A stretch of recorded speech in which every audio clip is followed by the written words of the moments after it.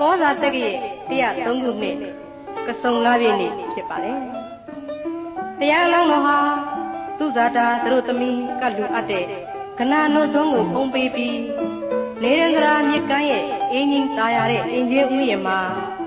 နေ့အခါတန့်စင်နေထိုင်တော်မူပြီးညနေကျမ်းမှာတော့ဘောရီပင်ကိုကြွမြန်းတော်မူလို့သုရိယမောင်စင်ရဲ့မျက်ရှိစုပ်ကိုလူခံတော်မူပြီးဖျားမဖြစ်သမျှငါမထတော့အောင်လို့အဋိဌံပြုလို့ထက်ဝဲဖွဲ့ခွေနေထိုင်တော်မူရာမှာ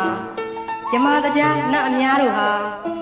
ဘုရားဖျားရှင်ထံဥခိုက်ရောက်ရှိနေကြတဲ့အချိန်ဖြစ်ပါတယ်အဲဒီလိုနေထိုင်တော်မူပုံကိုမြင်ရလို့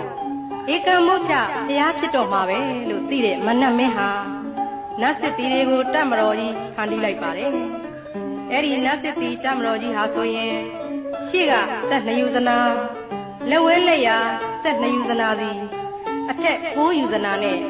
နောက်မှနတ်စစ်တီများဟာစัจ java လာတိုင်းထိအောင်ဖြစ်ပါတယ်နတ်စစ်တီတတ်မတော်ကြီးကိုလက်နဲ့မျိုးစုံကိုင်းဆောင်စေပြီးမနတ်ကိုယ်တိုင်ကတောင်လောက်ကြီးတဲ့ဂိရိမေခလာစင်ကြီးကိုစီးလို့သူ့ကိုယ်မှလည်းလက်ယုံပေါင်း1000ဖန်ဆင်းပြီးလက်နဲ့မျိုးစုံကိုင်းထားပါတယ်မနတ်စစ်တီတွေရဲ့ကြွေးကြော်သံကြီးများဟာဆိုရင်ဟေးလာရတော့တိတ်တက်တော့